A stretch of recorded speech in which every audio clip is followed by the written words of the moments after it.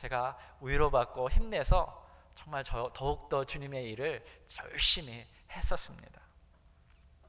제가 상처받고 어렵고 넘어질 때마다 누군가를 하나님께서 꼭 옆에 세워주셔서 청소년 시절뿐만 아니라 청년 시절에도, 또 대학교 시절에도, 또 이렇게 이민 목회할 때에도 하나님께서 곁에서 돕는 사람들을 많이 세워주셔서 저를 위로해 주셨어요. 제가 잘했던 못했던 있는 모습 그대로 저를 받아주고, 제가 못생겼던 제가 잘생겼던 그런 거 따지지 아니하고 그냥 있는 모습 다 들어주고, 그래 그랬어? 그랬구나. 다 들어주었어요. 평가하지도 아니하고 비판하지도 아니하고, 같이 슬플 때는 같이 슬퍼해주고 눈물을 흘려주고, 기뻐할 때는 같이 또 까르르 하고 웃어준 그런 사람들이 제 옆에 있었습니다. 저의 있는 모습 그대로 들어주고 받아주었기 때문에 제가 오늘날 여기에 서서 주의 목회를 하는 줄로 믿습니다. 우리 모두는 정말로 위로가 필요합니다. 격려가 필요합니다. 무엇보다도 하나님의 말씀의 위로가 필요합니다.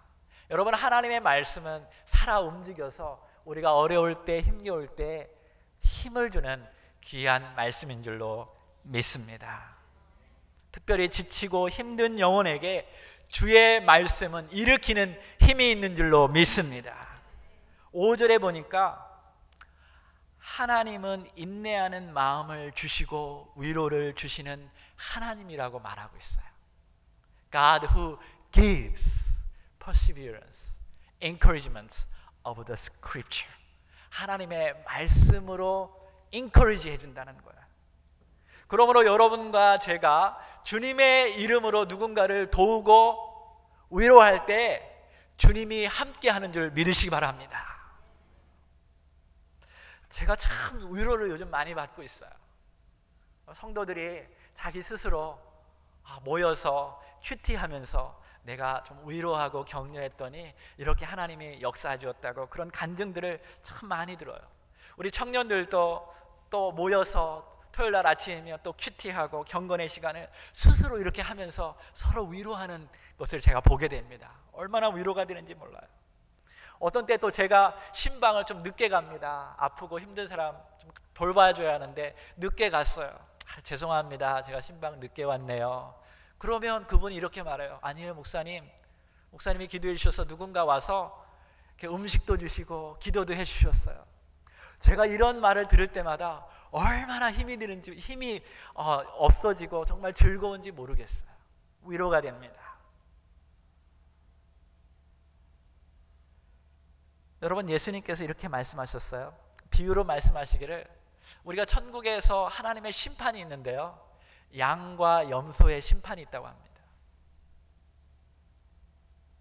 염소들은 나를 섬기지 않았고 양들은 나를 섬겼다고 말해요. 그래서 이 의인들이 말하고 있죠. 제가 언제 예수님을 섬겼습니까? 언제 예수님을 정말 위로하고 돌봐주었습니까? 그러자 예수님께서 말씀하시기를, 너희들은 내가 감옥에 갇혀 있을 때에도, 내가 어려워하고 지쳐 있을 때에도 너희는 나를 돌봐주었다고 말하고 있어요. 무엇입니까? 예수님은 가난한 자의 삶 속에 들어가신다는 거예요. 예수님은 고통을 당하는 자의 삶 속에 들어가신다는 거예요.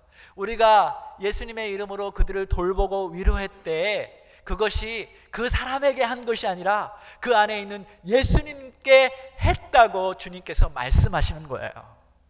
여러분 믿으십니까?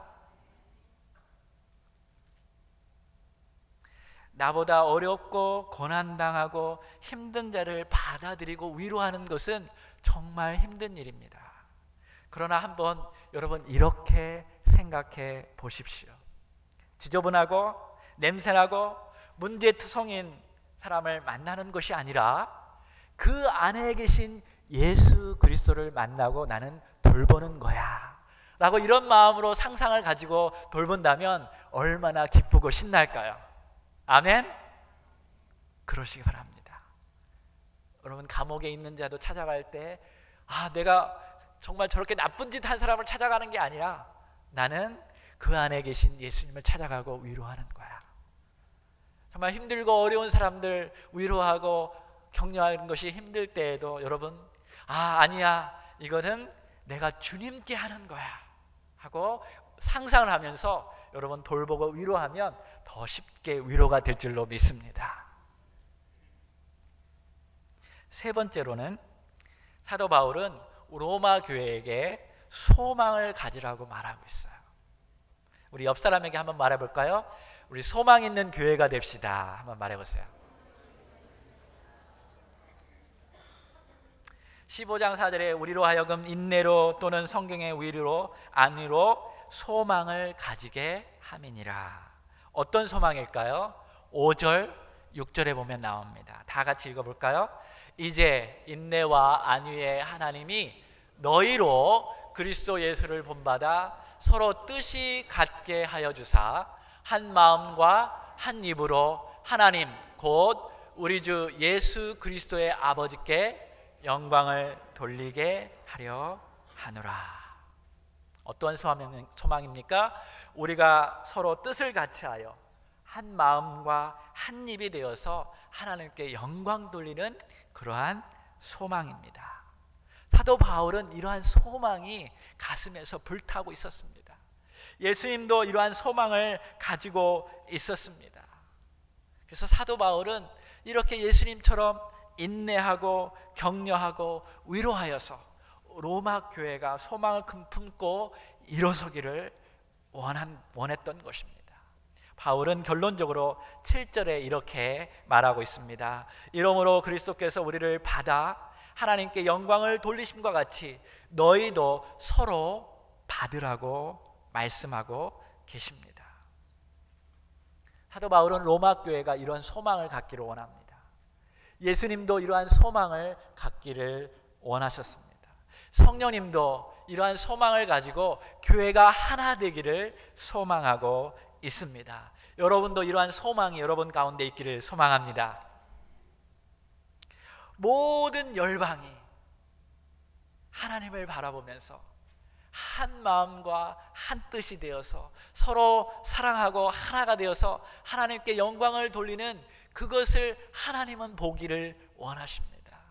강한 자든 약한 자든 높은 자든 낮은 자든 흑인이든 백인이든 서양인이든 동양이든 하나님의 은혜를 받고 모두가 하나가 되어서 하나님께 영광 돌리는 그런 하나의 하모니를 이루는 그런 찬양을 보기를 하나님은 원하십니다. 그러한 소망 중에 인내하고 위로하는 자가 되시기 바랍니다. 주 안에서 하나 되는 소망을 취해야 할 자세 두 가지가 있어요. 오늘 두 가지를 같이 나눠보기로 합니다. 첫 번째, 우리 다 함께 읽어볼까요? 시작.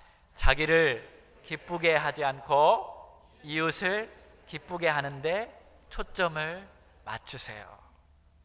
하나가 되는 소망을 이루기 위해서 첫 번째 태도는 자기를 기쁘게 하지 않고 이웃을 기쁘게 하는데 초점을 맞추세요.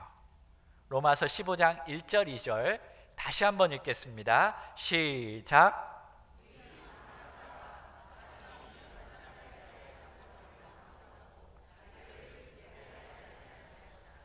우리 각 사람이 이웃을 기쁘게 하되 선을 이루고 덕을 세우도록 할지니라.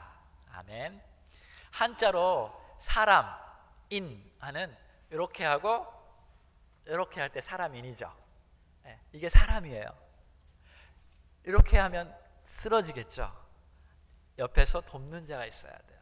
이렇게 될 때 사람이 되는 거예요. 참 잘 만들었어요. 성경적인 것 같아요. 하나님께서 아담을 만드셨어요. 근데 아담이 이렇게 있는 거예요. 외로운 거예요.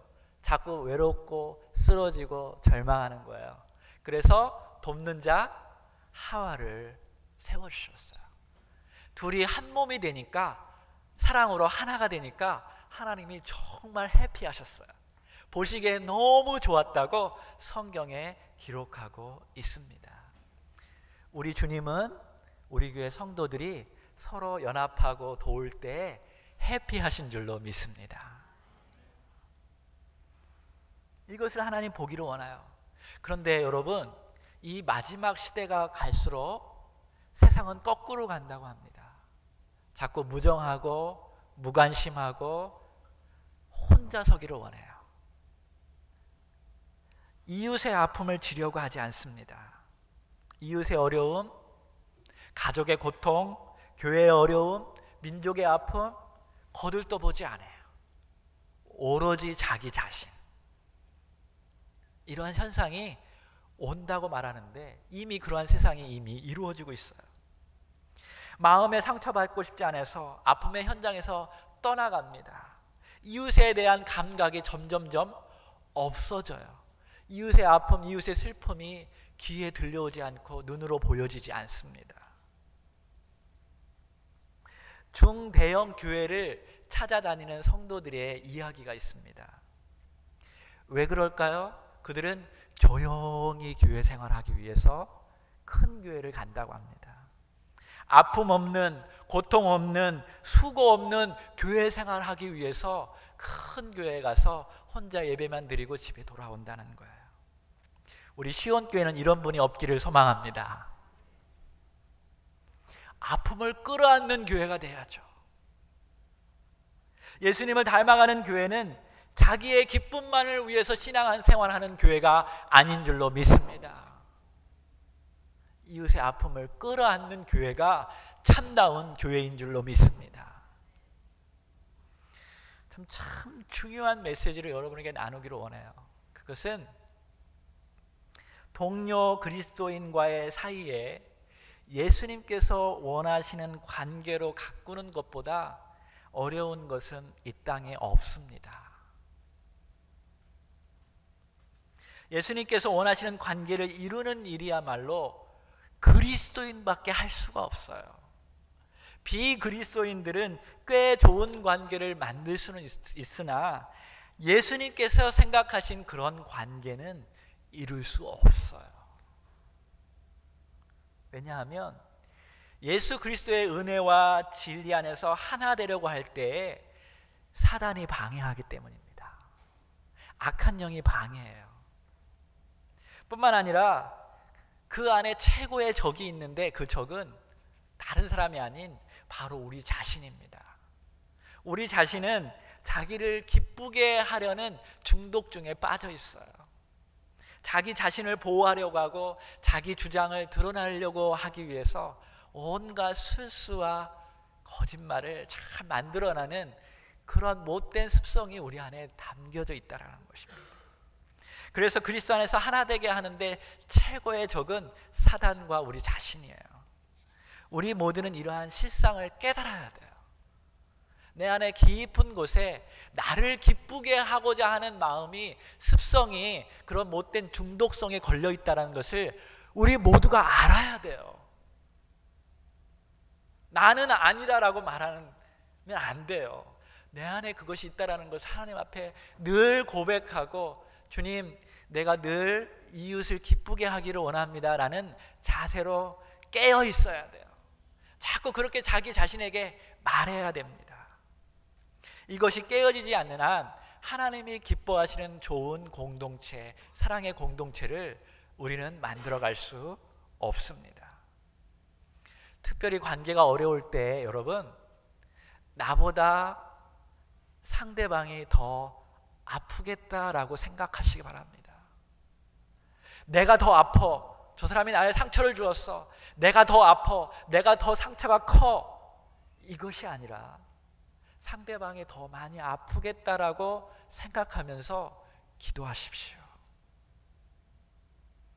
어렵고 힘든 형제 자매에게 말할 때 특별히 더 조심하시기 바랍니다. 아무리 선한 동기로 진리를 말할지라도 상대방에게 그것이 독소가 될 수 있음을 욥기서에서 우리는 배웠습니다.